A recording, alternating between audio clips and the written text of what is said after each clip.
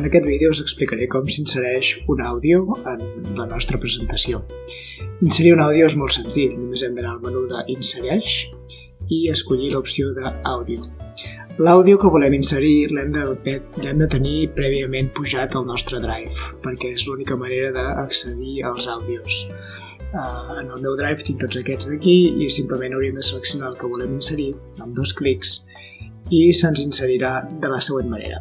Ens crea una mena de dibuixet, una mena de botonet que ens permet reproduir aquest àudio. I se'ns obre a la dreta un menú de format que ens permet seleccionar diverses opcions. En primer lloc, podem escollir com volem que comenci a reproduir l'àudio, si en fer clic en aquesta imatge d'aquí o si automàticament quan es carregui aquesta diapositiva. També podem dir-li el volum que volem que tingui aquest àudio durant la seva reproducció, si volem el volum màxim o volem un volum molt més reduït. També tenim l'opció de fer que aquest àudio es vagi reproduint en bucle, vol dir que quan acabi l'àudio tornaria a començar des del principi eternament, cíclicament, o sigui en bucle.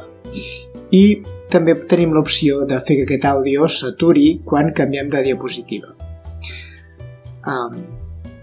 Els àudios que s'insereixen amb aquesta imatge per defecte poden tenir una imatge diferent d'aquesta. És tan senzill com substituir la imatge a través d'aquest botó de la barra d'eines i podríem seleccionar una imatge que tinguéssim en el nostre ordinador o una imatge que trobaríem en una pàgina web o una imatge del nostre Drive o de Google Fotos o una URL o una imatge des de la càmera digital o la webcam del nostre ordinador.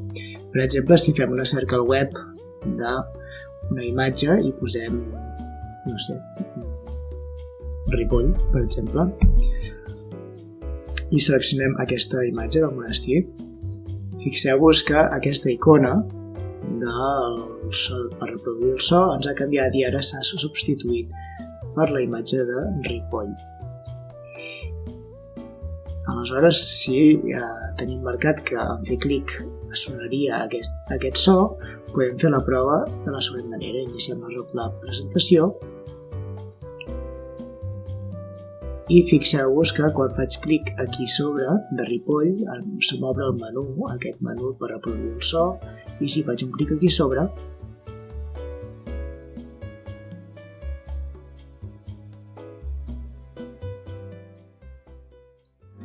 el so comença a reproduir-se.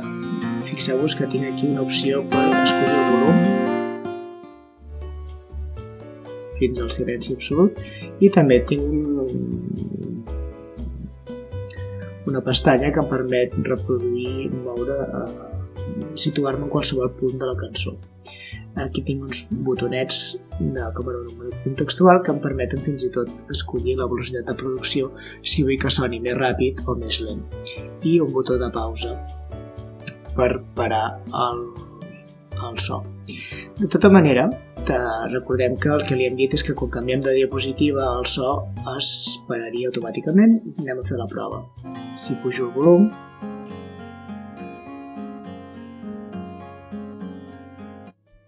veieu, en canviar la diapositiva el so s'ha aturat tal com li hem dit.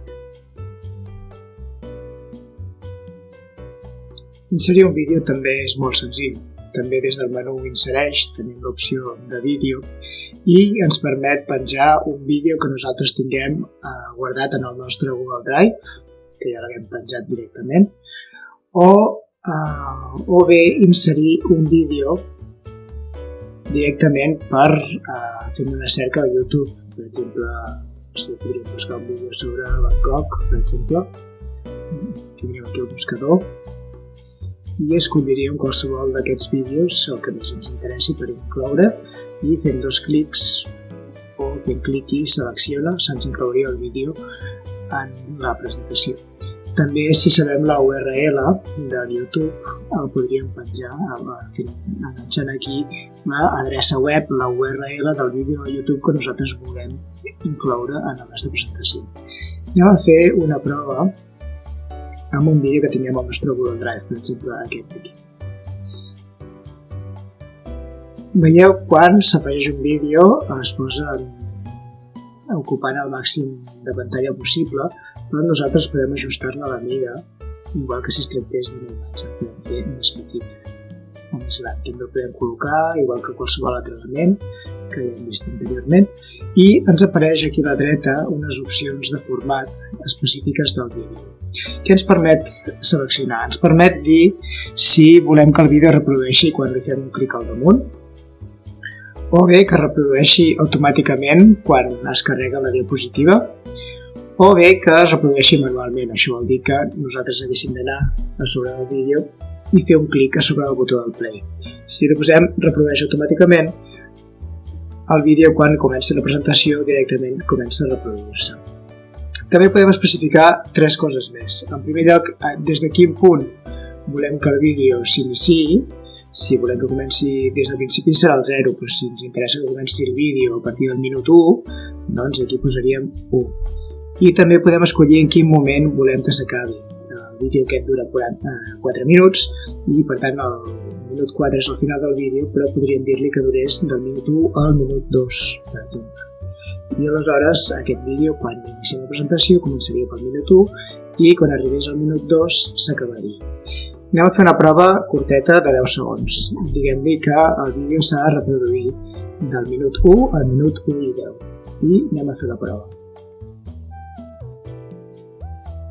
I quan nosaltres li fem clic a sobre, veieu, ha començat pel minut 1 i quan arriba el minut 10, al minut 1 i 10 es para, tal com li hem dit. Veieu? També tenim l'opció de silenciar-ne l'àudio, o sigui que no reprodueixi el vídeo sense que se senti res, marcant aquesta casella d'aquí baix.